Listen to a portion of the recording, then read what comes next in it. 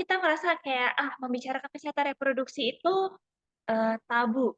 Tapi kalau tadi teman-teman juga dengar, lagu theme song-nya Oki, sekarang udah tidak tabu lagi. Bahkan membicarakan menstruasi itu udah tidak tabu lagi. Karena ini adalah bagian dari HAM sebenarnya, hak asasi manusia di mana kita bisa mengetahui, mengenali diri kita, kondisi kesehatan kita, untuk menentukan langkah ke depannya apa yang mau kita ambil untuk masa depan kita. Apa sih yang dibicarakan hari ini? Pertama, kenapa Cashpro penting? Yang kedua, kenapa Cashpro ini tentang siapa sih sebenarnya? Yang ketiga, Cashpro dan remaja, karena kita bicaranya dalam lingkup remaja. Dan pendidikan Cashpro ini mencakup apa aja? Apakah kita kalau bicara Cashpro tuh harus melulu bicara tentang organ reproduksi kita aja? Nanti kita lihat di belakang ya. Ini adalah yang pertama. Kenapa Cashpro penting? WHO mendefinisikan kesehatan reproduksi sebagai kondisi sejahtera, baik fisik, mental, dan sosial. Bukan hanya kondisi sekedar bebas dari penyakit, tapi juga bagaimana individu mampu bereproduksi dan memiliki kebebasan untuk memutuskan kapan dan bagaimana atau seberapa sering dia bereproduksi. Reproduksi berarti menghasilkan generasi ke depannya. Berarti cashflow tidak hanya tentang satu individu saat ini, tapi juga lingkungan sekitarnya serta generasi yang akan datang. Generasi yang akan datang itu harusnya ada dalam perencanaan pendidikan masa depan dan cita-cita kita. Dibentuknya kapan? Saat masa remaja, saat ini. Nah, kenapa kita membawakan cashflow atau kenapa cashflow ini dibawakan sejak saat aja? Karena remaja ini adalah saatnya untuk kita mengenal diri kita. Ada pepatah tak kenal maka tak sayang. Karena itu kita harus mengenali, memahami diri sebelum memutuskan rancangan masa depan seperti apa yang saya mau. Kalau guru saya dulu bilang, baik kamu mau menikah, bereproduksi, atau mau punya anak atau tidak, itu semua harus direncanakan. Karena bayangkan, kalau misalnya teman-teman sekarang berencana, oh aku mau sekolah kedokteran, aku mau sekolah sampai S1, S2, S3, sampai punya buku dan jadi profesor, tapi tidak direncanakan. Dan kesehatan reproduksinya tidak terjaga. Apa yang akan terjadi ke depannya? Rencana itu bisa aja, jadinya batal semua atau tertunda. Tuh. Ketika kita bicara, nah ini harus ada konfirmasi. Kita bicara tentang teman-teman di SMP ya, atau MTS ya, diangkat jempol. Remaja itu sebenarnya dibagi jadi tiga, ada remaja awal dan remaja akhir. Kita bicara teman-teman di SMP itu kebanyakan remaja awal udah setahun, cuman ya mungkin hanya sebagian kecil ya. Apa sih yang terjadi di remaja awal? Di remaja awal ini pastinya kita mengalami yang namanya teman-teman remaja mengalami yang namanya pubertas awal. Di masa ini juga adalah masa-masa di mana teman-teman remaja mulai mencari sensasi, mulai mencari sesuatu yang mau dicoba, hal baru untuk dicoba. Biasanya teman-teman remaja akan berorientasi pada penghargaan. Motivasinya adalah untuk diakui, untuk jadi trendsetter, untuk follow. Tapi yang perlu diketahui juga, karena di sini terjadi pubertas awal, remaja awal ini adalah gudangnya perubahan. Apa aja yang berubah? Manusia itu adalah makhluk 3D, dia ada sisi biologis, psikologis, dan sosial, dan semuanya mengalami perubahan. Apa sih yang termasuk di dalam sisi biologis kita? Itu ada pertumbuhan fisik, ada kematangan organ reproduksi juga, ada perubahan hormonal. Kemudian dari sisi psikologis ada mood yang labil. Nanti kita akan bicara di belakang kenapa sih mood remaja tuh identik dengan sesuatu yang labil gitu. Dan relasi sosial serta fungsi sosial. Masuk nih. Kalau di remaja SMP atau SMA awal, biasanya saya akan ajak untuk nyanyi kepala, pundak, lutut kaki gitu ya, paling mudah ya. Kalau mungkin teman-teman sekarang terpapar dengan lebih banyak lagu tentang anatomi. Tapi ini adalah yang paling mudah. Kita mungkin nggak akan nyanyi di sini karena waktunya terbatas. Tapi ini adalah cara atau metode yang paling mudah untuk membuat kita aware dengan diri kita. Apa aja sih yang ada di dalam tubuh kita? Setelah itu, selain ada kepala, pundak, lutut, kaki, mata, telinga, hidung, mulut, pipi, kita juga punya bagian tubuh ini. Sebagai laki-laki, ada tetap punya puting susu. Ada yang namanya kantung kemih, ada yang namanya testis, ada yang namanya penis. Sebagai perempuan, ada nipple juga, puting susu yang nanti akan berkembang menjadi payudara. Kemudian ada uterus atau rahim, ada vagina, dan ada induk. Kenapa ini penting? Harapannya adalah ketika kita mengajak teman-teman remaja terbiasa menyebut organ bagian tubuh dengan nama yang proper, dengan nama yang tepat, dengan nama anatominya, kita mencegah mereka dari salah tangkap, salah bicara, salah bahasa. Kasusnya gini, ketika teman-teman amit-amit ada yang menjadi korban pelecehan seksual, ketika kita tidak membiasakan teman-teman untuk menyebutkan organ yang dipegang, misalnya ada yang dipegang payudaranya atau ada yang dipegang kemaluannya. Ketika kita tidak membiasakan mereka menyebutnya dengan nama sebenarnya, akan susah diidentifikasi apakah mereka benar-benar mengalami kekerasan atau pelecehan seksual. Tentunya kita juga sering aware ya, sadar gitu bahwa kalau kita biasakan mereka untuk menyebut namanya dengan benar, nanti jadi bahan mainan. Ya, perlu juga dikasih pengertian bahwa ini bukan untuk bahan mainan atau bahan ledek-ledekan, tapi untuk diketahui, dipahami, dipelajari, dijaga, dan dihormati. Itu dulu nilainya. Oke, perubahan fisik apa sih yang terjadi selama masa remaja? Kalau kita lihat di sini ada dua tabel, yang pink itu adalah untuk perempuan, remaja perempuan, dan yang di bawah yang warna biru adalah untuk laki-laki. Kalau kita lihat, masa pubertas, perempuan dan laki-laki itu agak berbeda. Perempuan muncul mengalami pubertas pertama kali di mulai usia 8-9 tahun. Sedangkan laki-laki baru mulai itu sekitar 10-11 tahun. Apa yang pertama kali terjadi perubahan? Pertama, pastinya payudara akan mulai membesar. Yang tadinya cuma puting, kemudian muncul payudara. Kemudian muncul ada rambut di area kemaluan. Di usia 9,5 sampai 11 tahun, sampai nanti sekitar usia 13-14 tahun, remaja perempuan akan mengalami yang namanya growth spurt. Makanya di SMP, gak heran kalau anak-anak perempuannya biasanya lebih tinggi-tinggi daripada remaja laki-lakinya, karena mereka tumbuh lebih dulu. Nanti baru di usia 10-11 tahun muncul menarki atau yang namanya menstruasi pertama. Kemudian dilanjutkan dengan pertumbuhan rambut di area ketiak, kemudian perubahan bentuk tubuh di mana panggulnya mulai membesar, dan di usia 13-17 tahun biasanya sudah mulai terbentuk payudara selayaknya payudara dewasa.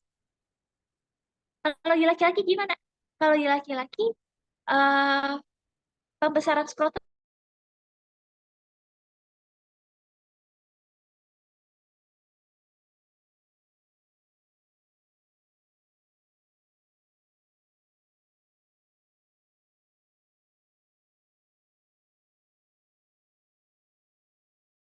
pertumbuhan pubic hair, growth-spurtnya baru muncul di usia 12-17 tahun.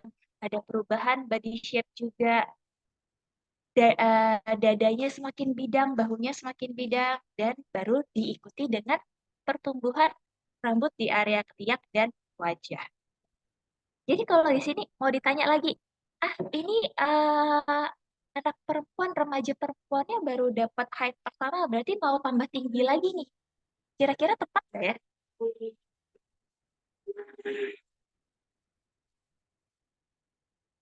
Enggak ya. Jadi ketika remaja perempuan sudah mengalami menarki atau menstruasi pertama, itu justru pertumbuhan tinggi badannya sudah mulai optimal, tidak sepesat sebelum mendapatkan period pertama atau menstruasi pertama. Ya, apa yang spesial yang terjadi pada remaja perempuan? di masa remajanya adalah menstruasi. Yang mengalami menstruasi perempuan ya. Tapi kalau dulu kita sering bertanya-tanya menstruasi itu apa? Mungkin teman-teman saat pertama kali mengalami menstruasi pertama itu ada yang nangis, ada yang bingung, ada yang takut, ya. Nah, pengertian ini yang harus kita berikan pada teman-teman remaja yang baru mengalami menstruasi. Bahwa menstruasi itu adalah hal yang normal, merupakan peristiwa hormonal yang menandakan bahwa organ reproduksi perempuannya sudah matang dan sudah siap untuk berfungsi dengan baik. Gitu. Menstruasi sendiri diartikan sebagai peristiwa keluarnya darah dari vagina karena peluruhan dinding rahim. Durasinya berapa lama? Biasanya 5-7 hari. Darahnya berapa banyak? Biasanya bisa ditampung 3-6 pembalut reguler per hari. Dan siklusnya terjadi selama 21-40 hari. Kalau di sini kita lihat, apa sih yang dimaksud dengan menstruasi? Nah, di hari 1-6 menstruasi itu adalah peluruhan dinding rahim. Kita bisa lihat di sini dinding rahimnya meluruh. Kemudian masuk hari ke-9, 10, indung telur mulai memproduksi sel telur, dan ada pematangan sel telur di situ. Di hari ke-14, sel telurnya mulai matang. Kita lihat ya, ini ada indung telur di kedua sisi, terus ada tuba falopi untuk menangkap telur. Nah, di hari ke-13, 14, hari ke-14 itu ada hari pematangan sel telur.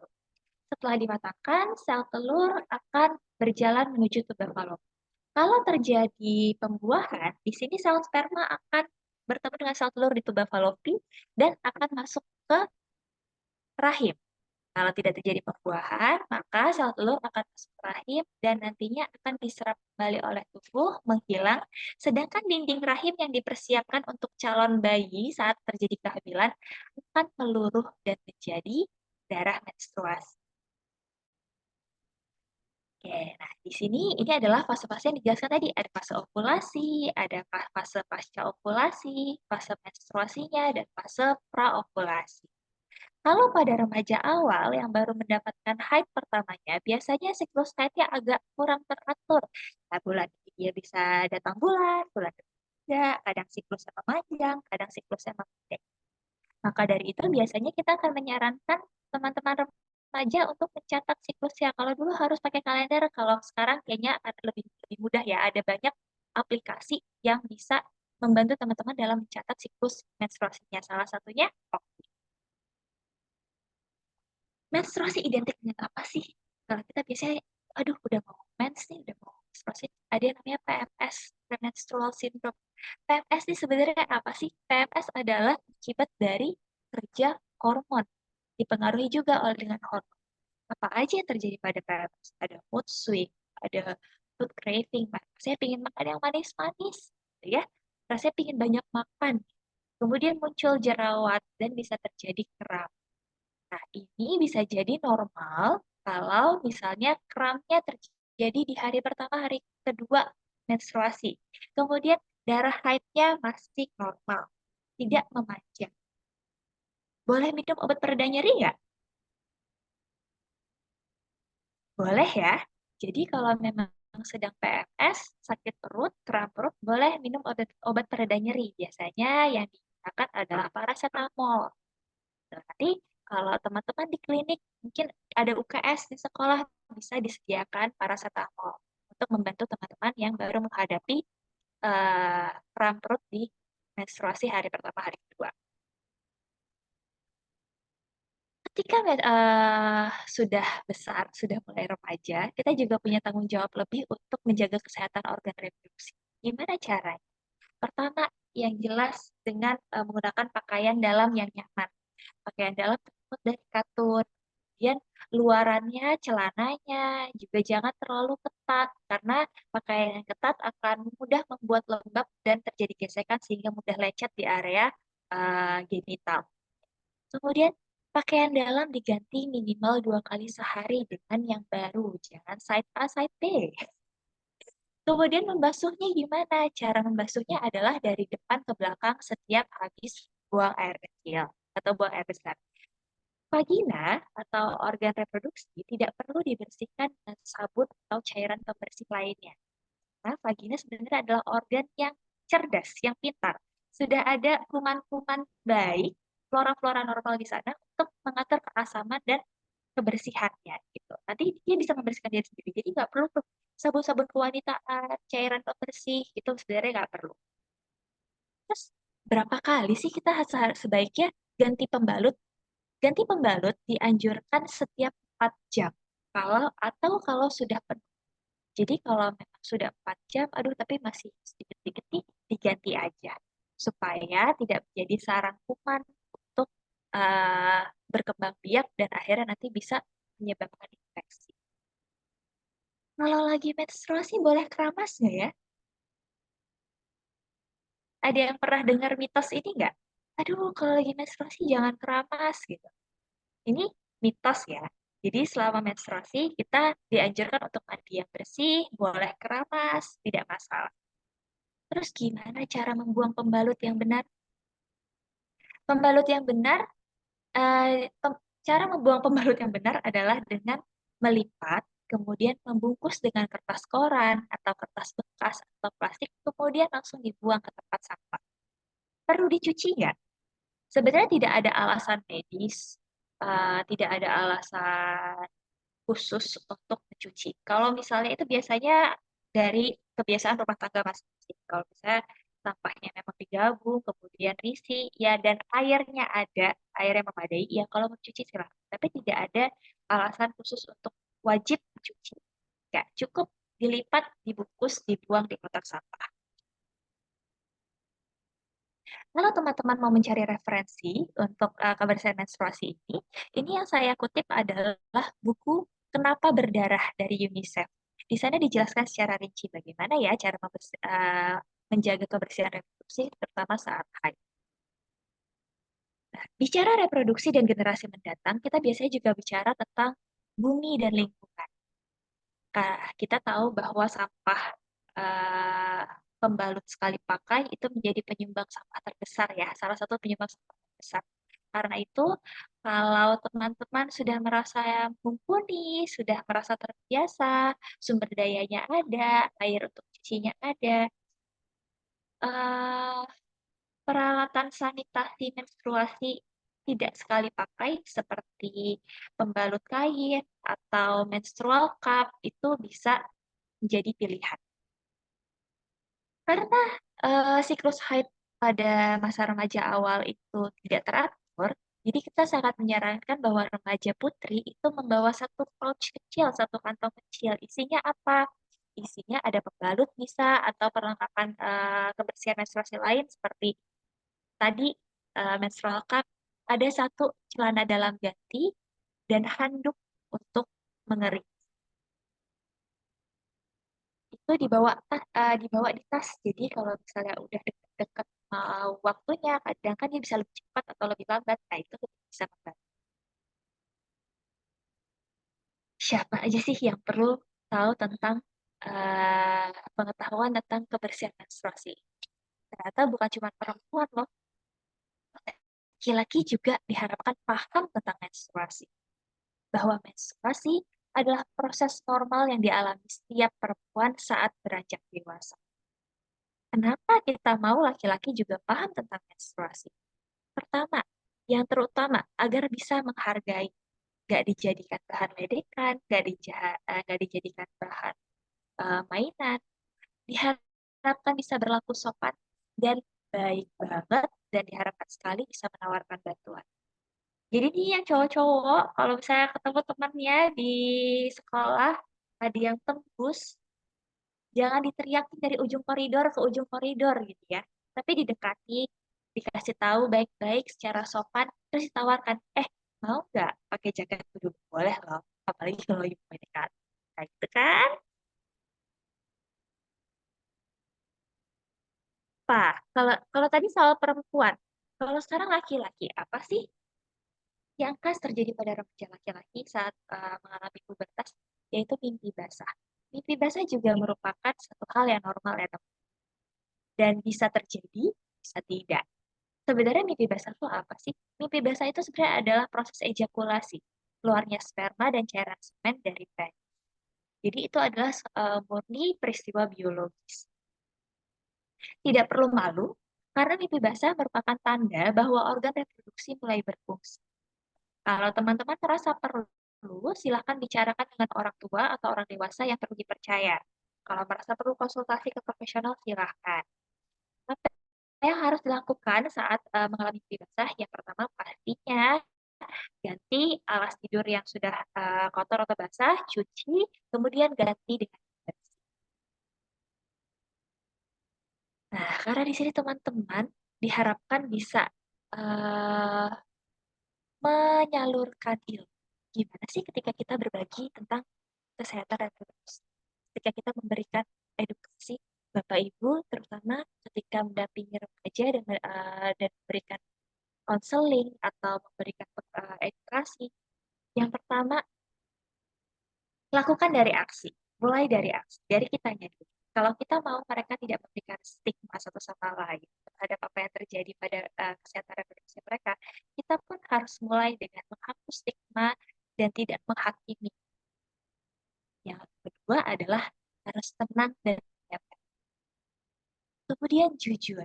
Biasakan tidak ragu mengatakan tidak tahu kalau memang tidak tahu. Memperhatikan respon remaja dan menggunakan bahasa yang sederhana. Normalkan untuk konsultasi ke profesional. Kalau memang kayaknya madek gitu ya, aduh, jawabannya habis nih. Kayaknya kemarin yang dibahas Dr. Priska belum sedalam pertanyaannya deh. Boleh refer atau rujuk ke profesional. Dan tentunya karena pendidikan seks itu sebenarnya harusnya terjadi di keluarga, jangan ragu untuk melibatkan orang tua. Kalau tadi kita bicara tentang faktor biologis di organ reproduksinya, sekarang kita mau tahu apa sih di dalam pikiran remaja ini? Kenapa pikiran remaja itu penuh dengan hal yang sangat meletup-letup, labil, emosional? Pengambilan keputusannya kayaknya tidak didasarkan dengan pertimbangan rasional, gitu ya. Karena ternyata, Bapak Ibu teman-teman, di otak kita itu ada dua em, bagian dari otak yang memegang peranan penting selama kita mengalami masa remaja. Yang pertama adalah prefrontal cortex. Tugasnya adalah untuk memfasilitasi pikiran dan pertimbangan rasional, untuk memecahkan masalah, untuk membuat perencanaan, pusat kreativitas, dan mengatur perilaku. Dan yang kedua adalah amigdala, yaitu pusat emosi. Nah, ketika kita di masa remaja menuju dewasa, prefrontal, prefrontal cortex dan amigdala itu sama-sama tumbuh, tapi tidak paralel. Amigdala akan tumbuh lebih pesat terlebih dahulu, sementara prefrontal cortex masih tertinggal di belakang. Jadi, nggak heran ketika masa remaja itu pusat emosinya yang lebih besar mengambil peran dalam pemikiran dan pengambilan keputusan remaja. Karena prefrontal cortex-nya belum matang. Barulah di usia 24-25 tahun, prefrontal cortex-nya matang sempurna. Itulah kenapa ada beberapa literatur yang mendefinisikan remaja itu sampai usia 24 tahun atau 25 tahun. Nah, mereka literatur tersebut mengambil batas kapan prefrontal cortex-nya terbentuk. Selain pematangan prefrontal cortex dan amigdala, pada masa remaja juga terjadi peristiwa yang namanya pruning. Pruning adalah ketika bagian-bagian otak mengalami spesifikasi. Jadi, bagian otak yang rutin dipakai itu akan terus berkembang. Sementara bagian yang lain yang jarang diasah itu akan dipangkas. Misalnya, kalau anak-anak dan remaja terbiasa terpapar dengan les matematika, diharapkan untuk jadi ahli matematik ya ke depan. Maka pada masa remaja, bagian otak yang bertugas untuk mempelajari matematika, mengolah angka, itu akan semakin berkembang. Sementara bagian-bagian lainnya akan dipangkas. Bayangkan ketika di masa remaja, remaja terpapar pada pornografi. atau hal-hal negatif, narkoba, rokok, dan lain sebagainya.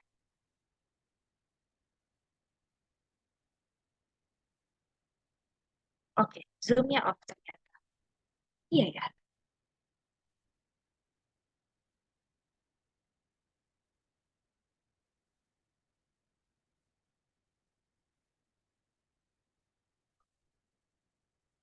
Oh, oke. Saat ini masih tersambungkah zoomnya?